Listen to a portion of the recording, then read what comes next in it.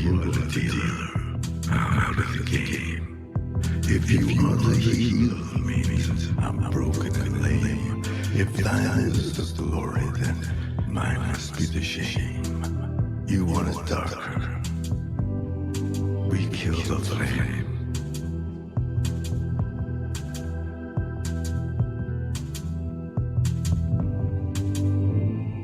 Magnified, sanctified be thy holy name.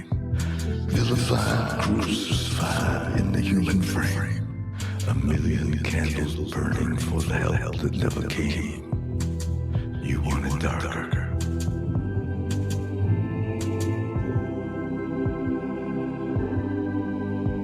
Hey,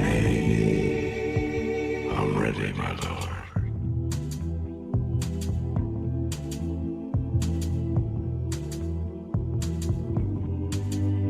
There's a lover in the story, but the story's still the same. There's a lullaby for suffering and a paradox to blame. But it's written in the scriptures and it's not some idle claim. You want it darker, we kill the flame.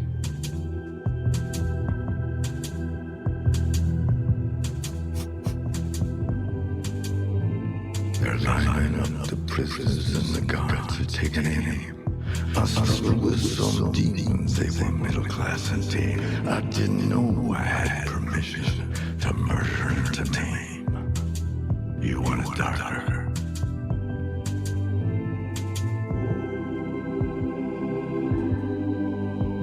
Hey, I'm ready, my lord.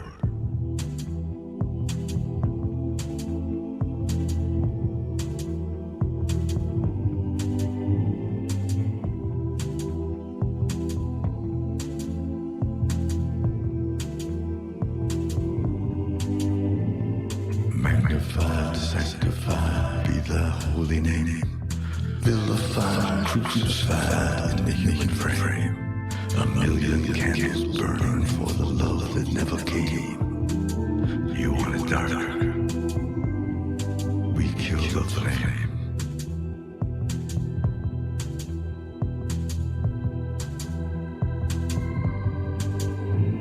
If you are the dealer, I'm out of the game. If you are the healer, I'm broken and lame. If thine is the glory, mine must be the shame.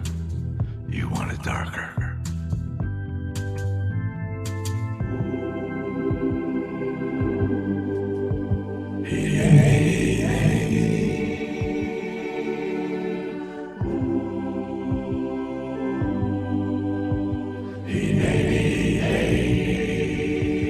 I'm ready, my lord.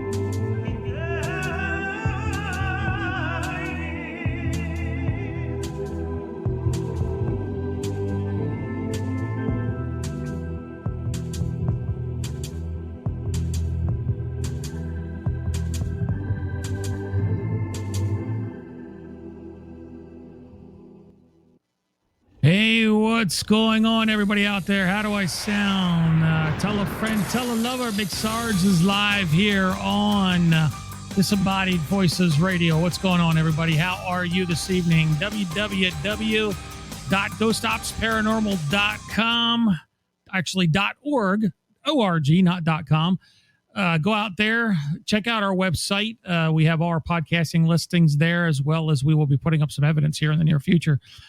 Go over to our Facebook page, hit follow over at Ghost Ops Paranormal as well. And of course, I am also over on Instagram at Paranormal Hunter 101. So look for me over there as well. Thanks, everybody. Great to see you. What's up, Rose? What's up, Jess? What's up, Barbara? What's up, Chad? What's up, Chris? What's up, John? Paranormal Journal, which is another great show that you should check out. My guest that I'll be having on tonight, Brendan McGinnis. Good to see you in chat.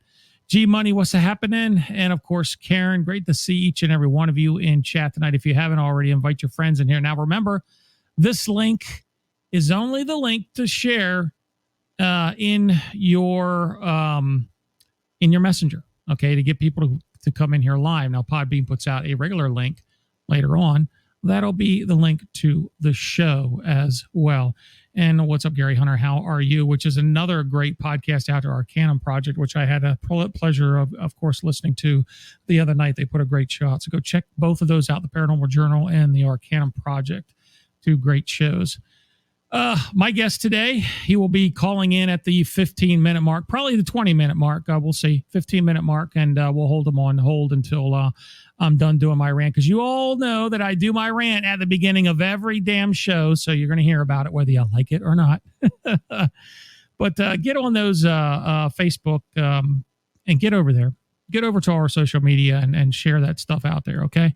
Because we rely on you. If you think we're putting out good content, the only thing you have to do to pay us is share our stuff. All right, that's the least you could do to help us out, okay? Or invite people in here to listen to the show. So we appreciate each and every one of your supports out there.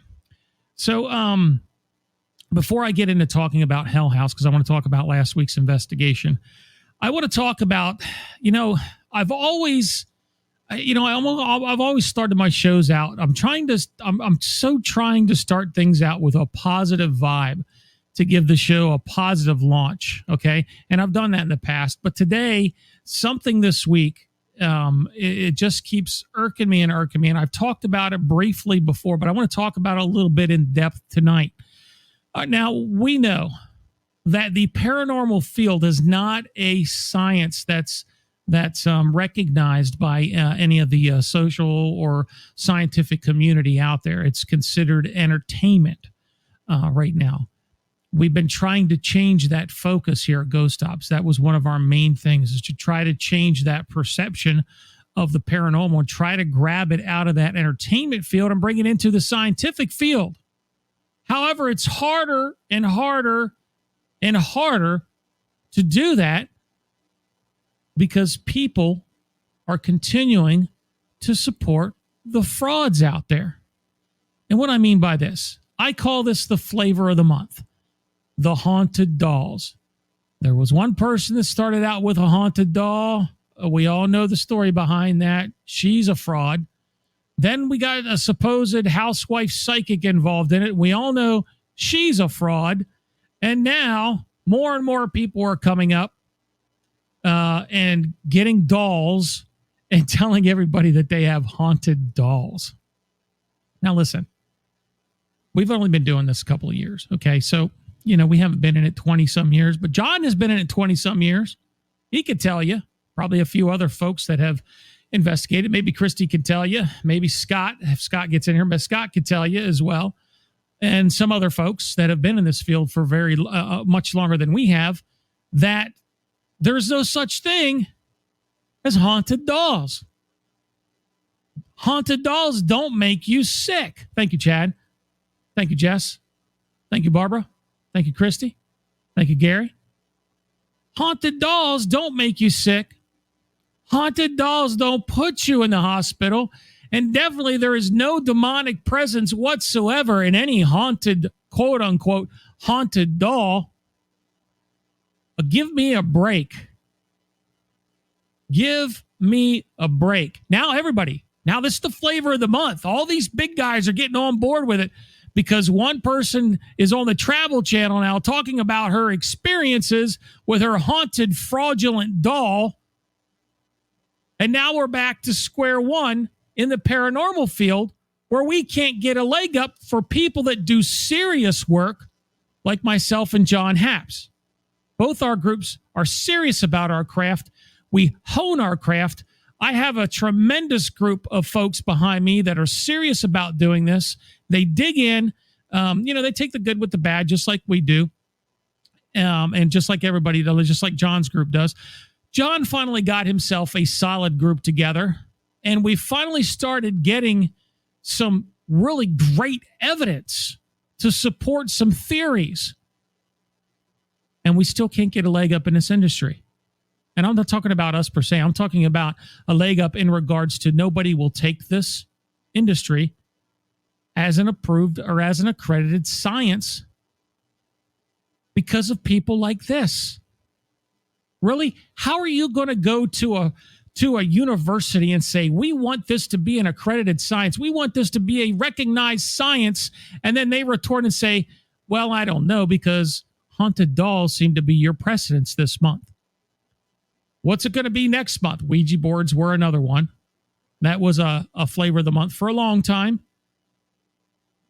Now we have haunted dolls. What is it going to be next? I'm scared to even ask. John said he pimp slapped the doll last Saturday. Nothing happened. What's going to be next? Seriously, tell me, what is going to be next? I'm afraid to ask. Nobody's ever going to take this damn science seriously with stuff like this.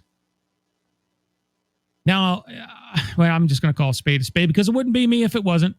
John Zaffis is another one, the haunted collector, the biggest fraud in the history of frauds of haunted collectors. John knows that from experience. I mean, come on, seriously?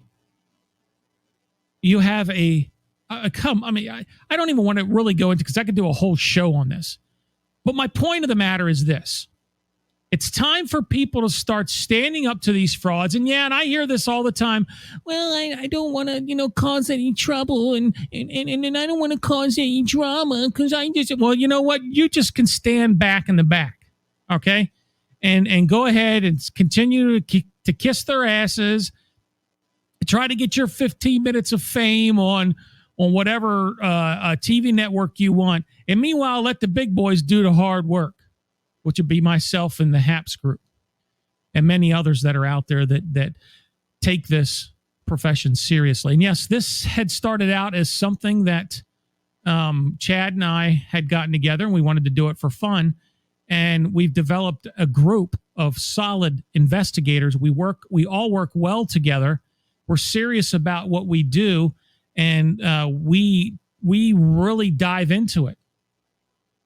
And to see this happening in our field is just ludicrous. It's sad.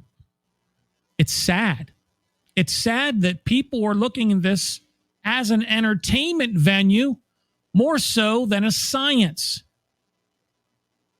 And listen, we look at it from three perspectives. We look at it, our group looks at it from a scientific perspective. We look at it from a spiritual perspective, rather. And then we look at it from a personal perspective. And then we develop our theories afterwards. I will challenge anybody out there listening.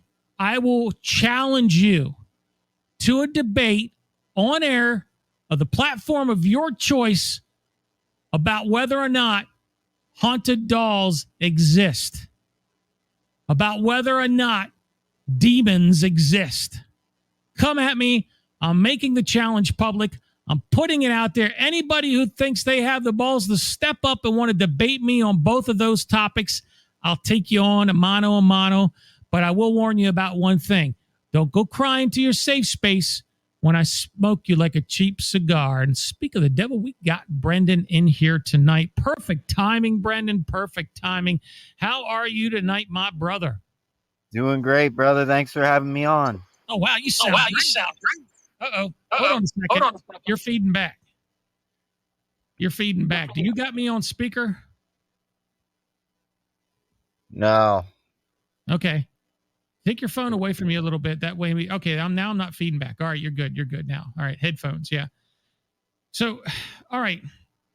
Welcome to the show. How you been? How's everything going over there? I know we were at your house the past weekend, and we'll talk about that in just a little bit.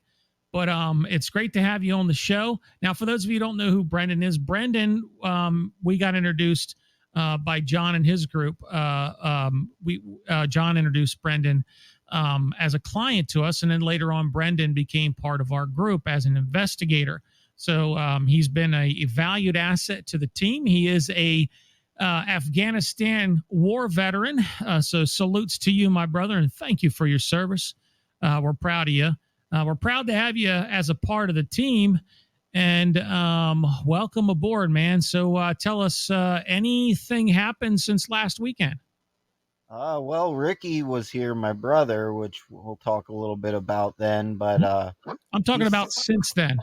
Yeah, since then, that night when you guys left, you heard footsteps in the house.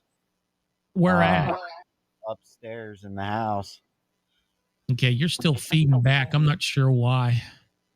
Take your headphones out and put me on speakerphone and see if that helps. All right. But yeah, so hopefully things have calmed down a bit since I mean, we were there a couple of weekends ago and things were hopping. I mean, for like the first 3 hours, they were going absolutely crazy.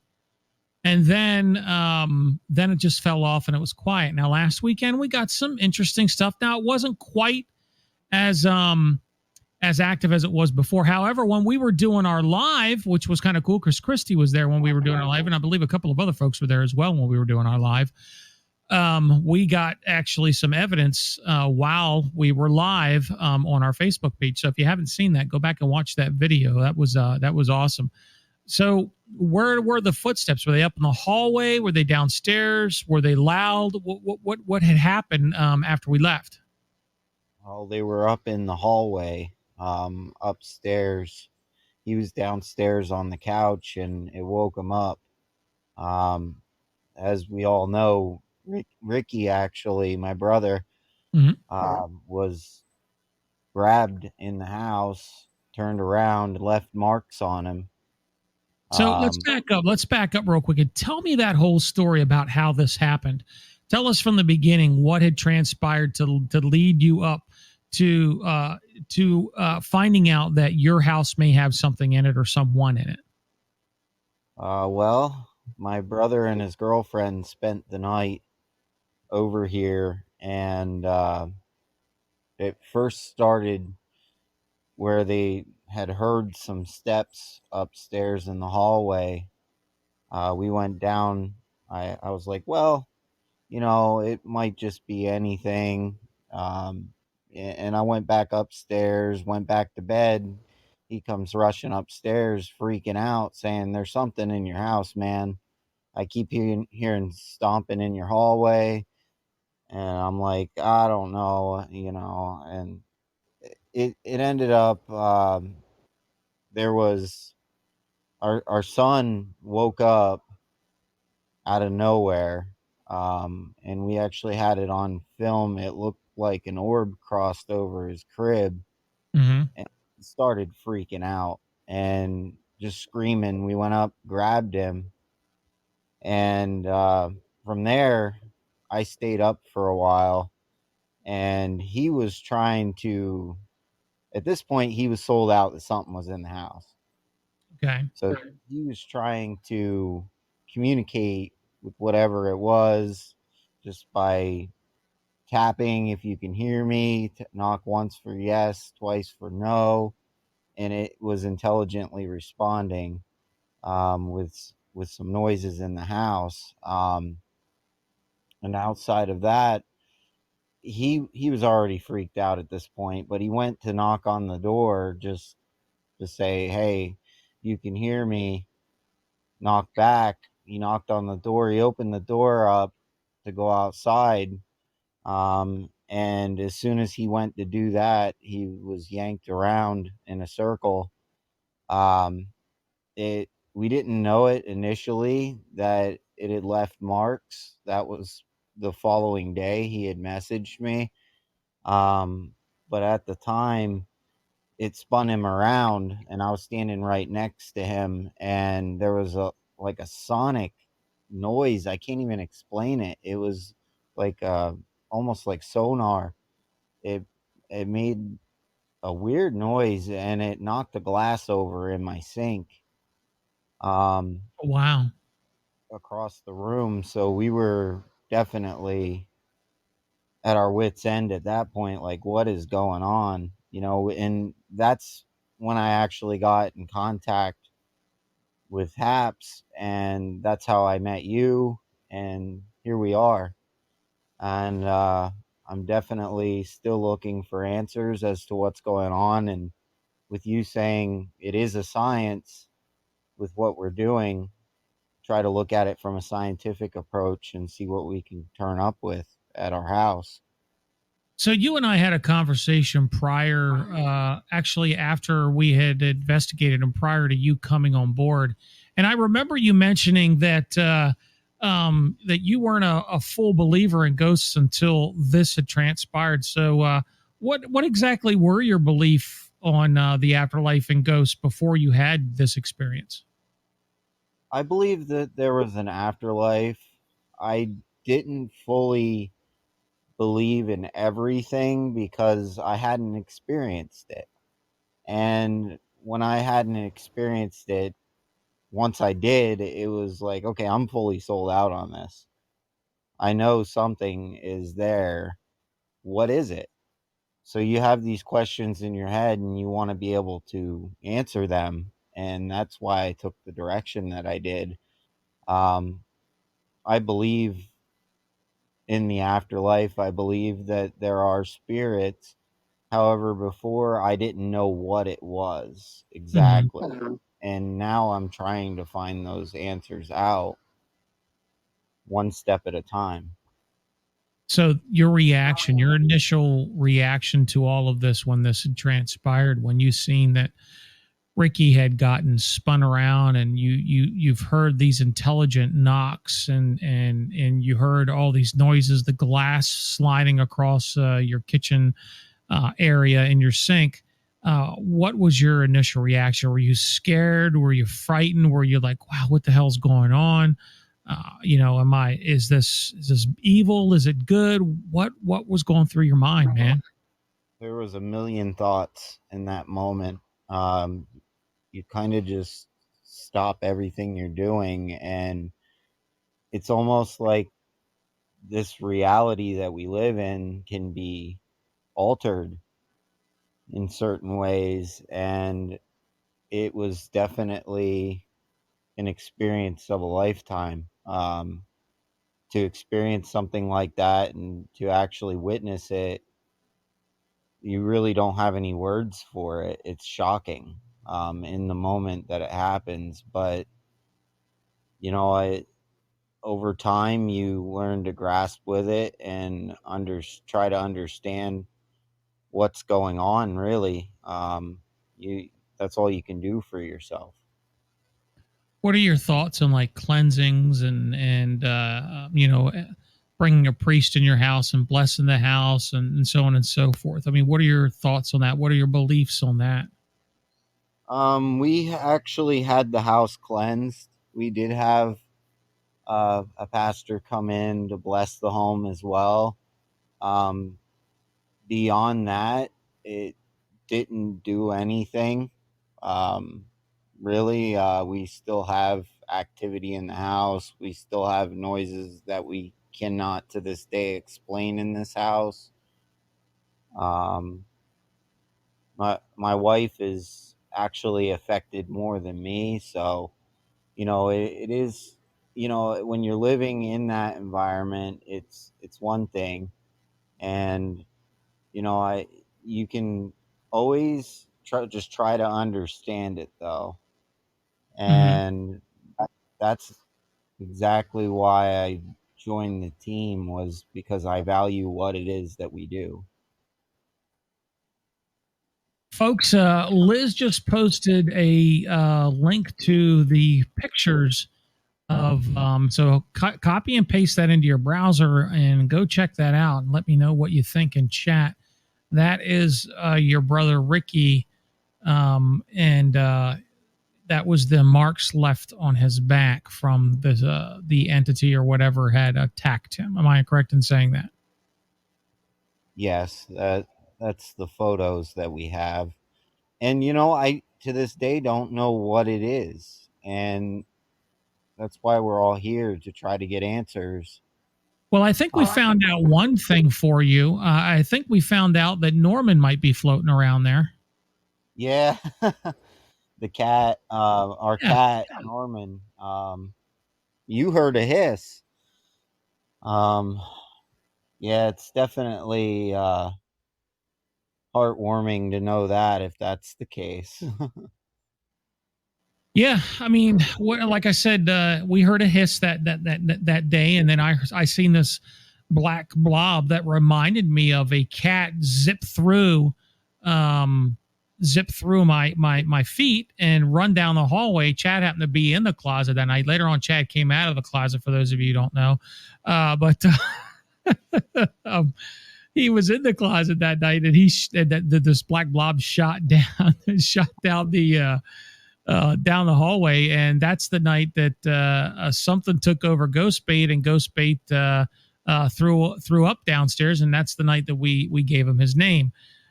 So, yeah, I mean, we've had some pretty weird experiences. Now, in the house, out of all the rooms in your house, what is the most active room, and which one are you afraid to go in by yourself? um, it's a toss up between Waylon's room and the attic.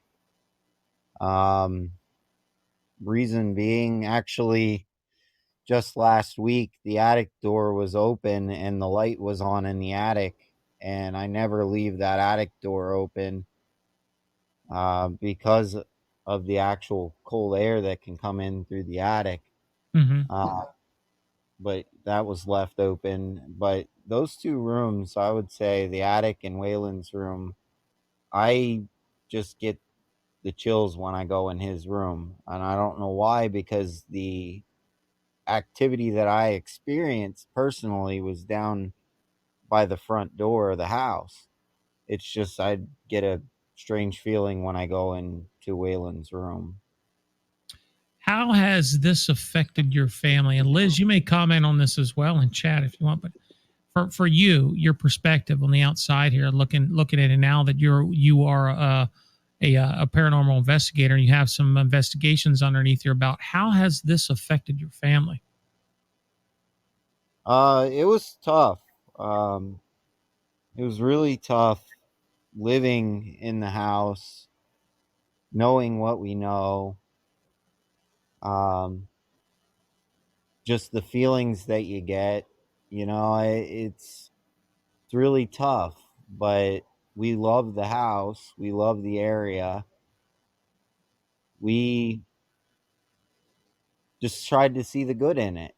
And to be honest with you, for the most part, treats us well. And with everything that happened, it honestly just stirred our minds a little bit for a period of time. It took about a month for us to really relax. I know when it first happened, we didn't come back to the house for almost a week, Mm-hmm. until it was initially investigated. But it's definitely something that you can't prepare for. Um, but it was, in a way, I look at it as a blessing too, because I met you guys. That's true. And a blessing is ours for sure. Thank you, Sarge. You guys are a great group of people, and I couldn't be more proud to call you friends. Yeah. Likewise, brother. And we got to thank John ultimately for this, because John introduced us. So thank you, John, for that. And salutes to you. So you had an experience, or your wife had an experience week before last, I believe it was, or last week, prior to us coming in there this weekend, in your room, in the crib that's beside your bed. Tell us a little bit about that.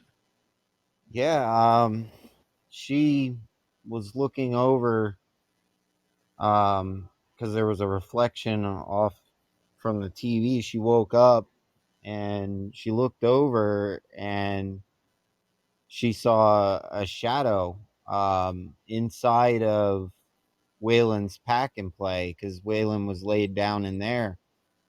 And it was in our room. and it was looking towards the door, but it was standing on the edge of the pack and play, and it looked like a little kid or a toddler. It really freaked her out. She didn't say anything at first, but she brought it up to me, and given the history and everything that happened before, it was obviously believable. And I wanted to make sure that she was okay, and she's still a little stirred up from it, and rightfully so. But our biggest concern at all points in time is just the kids, making sure they're okay. But yeah, it was definitely an experience in itself. Right. I think I have an EVP from your place. Let me play it real quick here. All right, this is one of them. Listen to this, ladies and gentlemen. What's that sound like it's saying? Listen to it again.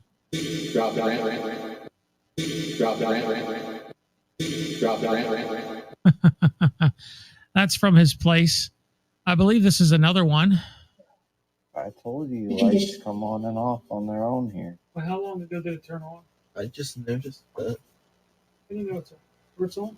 Either that, you guys have something down there. It's just the glow stick down there, but it's not Yeah, it that could be the bad. glow stick on them. It doesn't matter. It doesn't matter. It said it doesn't matter. I'm trying to find the one that just said hello. I'm trying to find that. JR, if you're listening, send me that one real quick that the little girl says hello on it. I want them to hear that. Did you guys hear that okay out there? Did you hear that, Brendan? Yeah, we heard it just fine. Yeah, but I want if Bate's listening, I want Bate to send me that one that has the hello in it, because I want to play that on here. But those are just two of the EVPs that we caught. Go ahead. Definitely a lot of characters here, though. Yeah, that's true. And again, we haven't discerned anything. Okay, he just I think Christy just sent it to me, if I'm not mistaken. Christy, is that the one? All right. Let's go ahead and see right here. This might be another one. Okay, good. Thank you very much. This is the one where the little girl actually says hello. Listen. I'll tell you what. Let's have a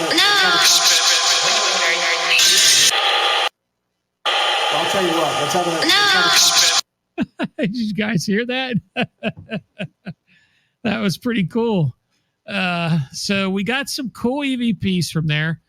So real good EVPs, or at least some good messages, some intelligent conversations that were going on as well this weekend. And we heard some footsteps in the hallway while we were filming live.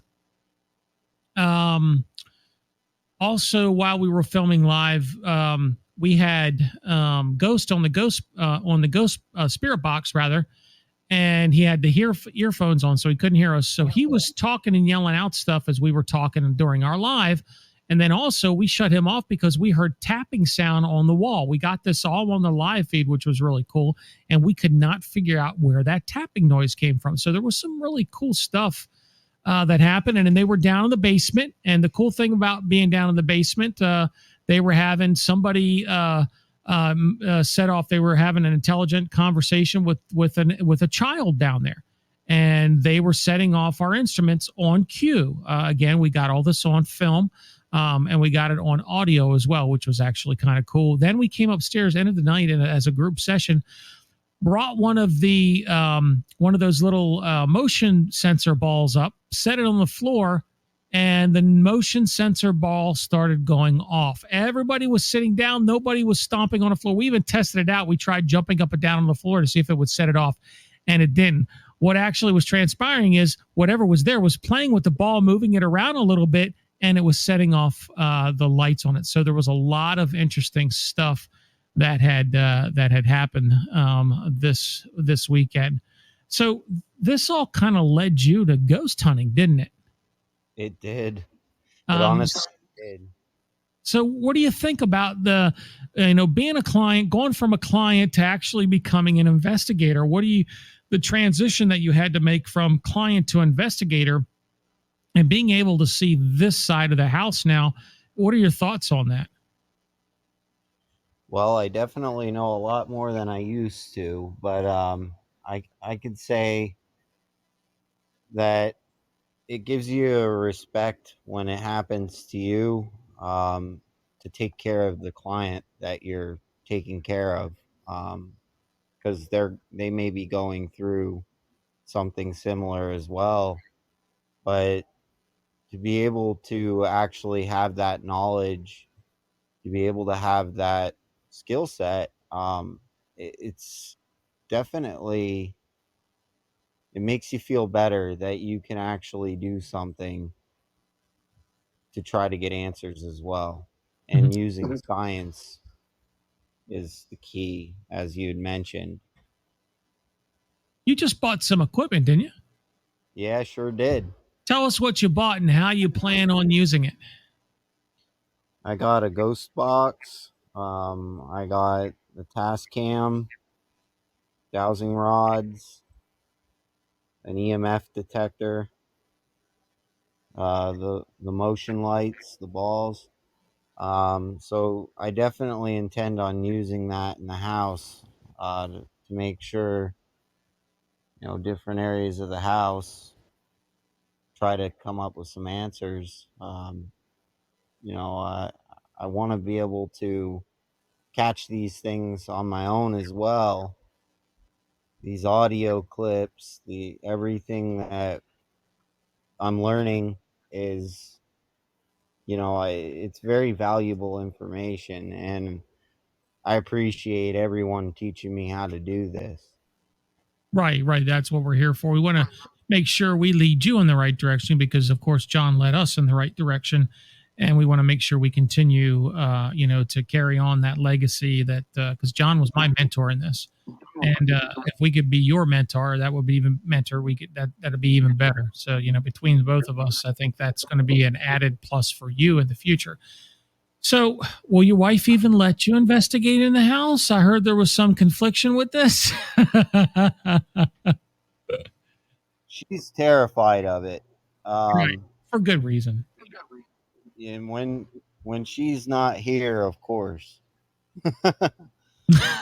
So, But like, if she's not there, she's going to let you investigate. right. Okay, good. So, how do you plan on investigating from what you've learned? How do you plan on getting answers for yourself when we're not there to help you get answers? Well, I want to use the EMF detector to see if there's any electromagnetic frequencies in the house, see if there's any hot spots. I want to be able to, use the ghost box to see if there's any communication through that, and also the task cam. Sometimes just asking a simple question can get you an answer. Um, and also sitting there and waiting to see if I can hear anything, really, because it can be random too. Right, right. So you've been on a few investigations with us all the way back from last year, and you've done a lot of investigations with us, actually. So, out of all the investigations that you have done in the past year with us, what is your favorite investigation and why? Oh, honestly, I would have to say Chad's, girlfriend's house there. Oh, wow. Uh, yeah, I would have to say that was my favorite. Reason being is I actually felt affected in a certain way, shape, or form personally Hmm. when I was there. I was walking towards the one bathroom in the hallway there, and I just almost lost consciousness, just faded into nothing. I remember that. And Yeah. yeah, it affected me for sure, but I would say that was my favorite investigation. Cool, cool. Awesome, awesome. Well, you're our main camera guy, and you've come a long way since the first day. the first investigation we had, John. I think the first investigation was the Harrisburg Hospital, if I'm not mistaken, correct? Yeah, that was an awesome place too. Yeah. You know, it just, you get in there, you get to experience something different. That's for sure. Yeah, and for the And record, we were the last ones in there as well. So that kind of, you were kind of ourselves and the Haps guys were the last ones in there, and ever to set foot in there ever again. So you kind of were part of history on that. I mean, what do you think about that? that's awesome to be able to be called the last group of paranormal investigators to go in there. That says something. Yeah, it certainly does. To become a part of history like that, it's just amazing. So what are your future plans? Where do you plan on going from here? Future plans, I want to continue to investigate. I want to continue to hone my skills. I want to continue to work the camera. Um, you know, be able to capture these things that we all have questions about. So what do you And think it is? What do you think is in your house? What from your experiences, and you've investigated with us for a while now, and every time we've come to your place, that you've allowed us to come to your place, you've investigated with us. Even when you were a client, you kind of just enveloped yourself with us and just kind of evolved from there. So I mean, what do you think? I mean, you're there 24/7. We're not. What do you think's in there, if I mean, anything? honestly, my personal belief is I don't think it's anything malevolent, Mm-hmm. but I believe that there are spirits here. Um, I don't know how many or what kind at this point, but we've been getting some intelligent responses, and Liz seeing a shadow that resembled a younger person, and my son constantly saying the word Pip, and that came up on an EVP. Yeah. Um, it kind of ties you into it, and it makes you just wonder about what exactly is here. But I would say spirits for sure. Karen has a question for you. She says, "Do you think people should do this on their own or have someone with them for a second opinion?" My personal opinion would be to do this with somebody else that has experience with doing it. I would do this by myself because I know how to do this. But if you're doing this for your first time, I would definitely try to lean on those that have done it before. So, moving forward, how do you want to approach the rest of the time? Because we're definitely going to be back there.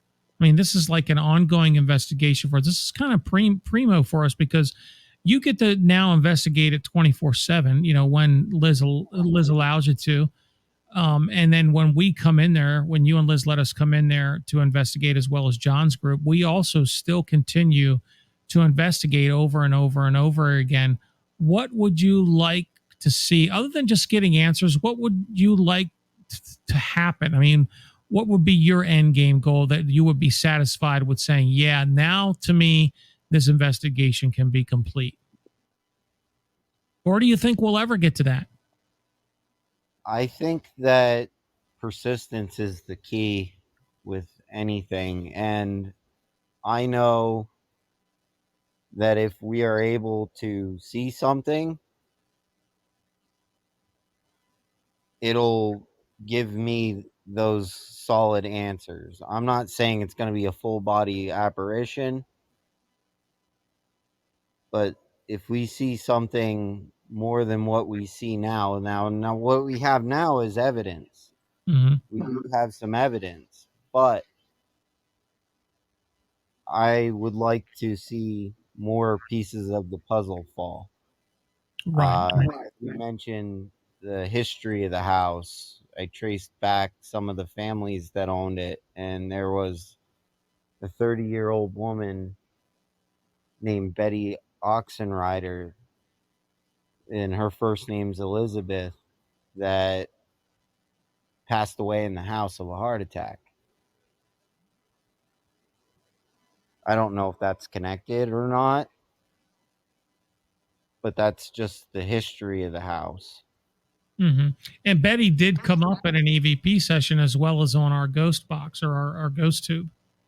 Yeah, So that was pretty interesting. absolutely. And the other thing, go ahead. I'm sorry. The natural water that runs under the house, is it a conductor? That is definitely a question for the ages. I haven't had any, of course, Ghost Bait and yourself and Ghost Bait, I do. Yes, Ghost Bait definitely believes it is. I know you do as well. I'm still on the fence because I haven't seen any irrefutable proof that that water is a conductor of anything. If anything, water is anti-static electricity. And what had so far in our hunt for the truth or our hunt for answers, we've found that static electricity is one of the major components of manifestation. And we were able to prove that theory actually at Chad's girlfriend's house. I mean, we actually seen it happen. So that's pretty interesting. However, I don't know. I mean, we did the dowsing rod experiment there, and they did go back and forth when we went over water. So there is that. But again, I just can't say irrefutably that water is a conductor of anything, because it's really not. But again, as we all move forward in this industry, things happen every day that make us have another question. So I don't know. You may be on to something there, Brendan. Maybe. It's all about research, really, and the science that backs it. And this industry doesn't have enough of that. And as you mentioned, we want to keep this industry in a good spot so that way we can get the answers that we need in the future. Right. Scott made a statement I want to address. He said the movement of water creates the energy. It's not the water itself. Well, water doesn't create energy. The friction of water going against something is what creates. I don't want to say creates energy, but it pushes something to create energy. Water itself does not create energy. However, it doesn't mean that water doesn't contain some type of energy in it. Again, we haven't been able to prove that irrefutably. Therefore, the only thing that we have been able to semi-prove, and Ghost was there because Ghost and I and Ghost Bait and I, all three of us, had seen it firsthand with static and RF frequencies. Static and RF frequencies interact.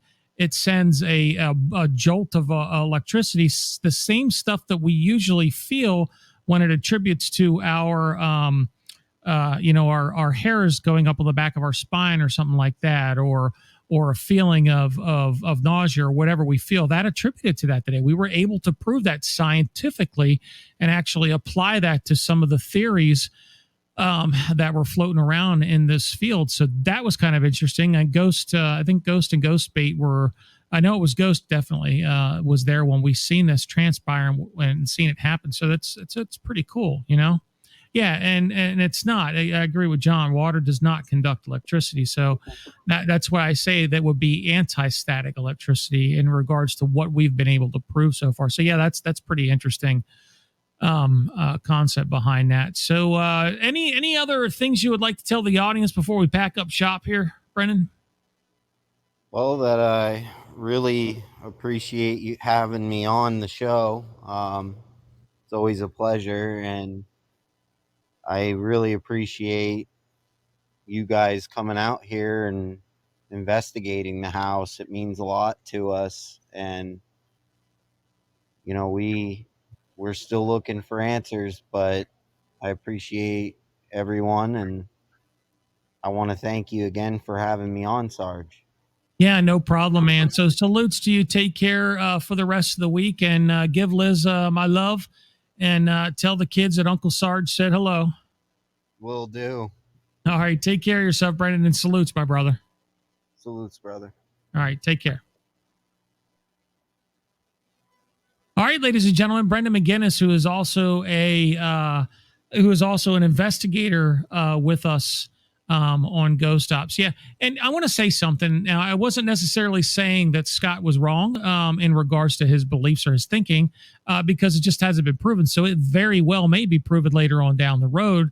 And then again, it very well may not, or it may open up more questions than answers. Each of us believe in different things and have experienced different things. And we're trying to, put those things to some type of fruition to get answers. Now it's hard in this industry. You can only speculate. You can only think about what possibly could be, an outcome or a theory or so on and so forth. You can only, like I said, you can only speculate and theorize that this might be a possibility until you're able to prove it. It'll always just be a theory. And unfortunately, this field is very hard to put into a controlled environment. So, again, it's very it's interesting. Definitely something to think about. And we could talk about science all day long and conductivity and all that other stuff. But that's another show. Perhaps we'll have a panel on that. Maybe I'll have a panel my next show. I'll have a panel. I'll invite some folks and we'll talk and discuss certain theories and discuss it and talk about it and see what people think. Maybe that's not a bad idea for next Thursday's show. I'll see. So salutes to each and every one of you out there. For those of you listening, I will not have my political show on Thursday. I will probably be inebriated in 3 sheets to the wind. It is my birthday on Thursday, so I doubt you'll even see me around. So my roommate has something planned for us. So salutes to each and every one of you out there. I appreciate you joining us tonight. Now, we got some really cool stuff coming up here in the near future. I'm actually building a headquarters/ghost lab downstairs in my basement. For those of you who don't know, my basement's it's finished basement, but it's like basically a 1-bedroom apartment. It's that big. It goes this length of the house. And what I'm going to do is convert the whole basement into like a ghost lab or ghost research center, and like a headquarters for Ghost Ops Paranormal. So some of that I will start once I start getting it together. I'm going to repaint it. We're going to put a studio down there as well for when we do this podcast and for when we have our meetings. We're going to have conference room table. We're going to have a lot of stuff going on to try to get our headquarters together. And we're actually going to be able to have a lab down there where possibly we can put some of these theories into practice. So that's the intent behind it. We'll see what happens, and we'll drive on from there. So lots of great things coming up here in the near future for Ghost Ops Paranormal. So stay tuned. Now, again, Thursday, I will not be doing my political show, but come back here next Tuesday, 7 p.m. Eastern Standard Time, right here on Podbean. Salutes, everybody, and we'll see you soon.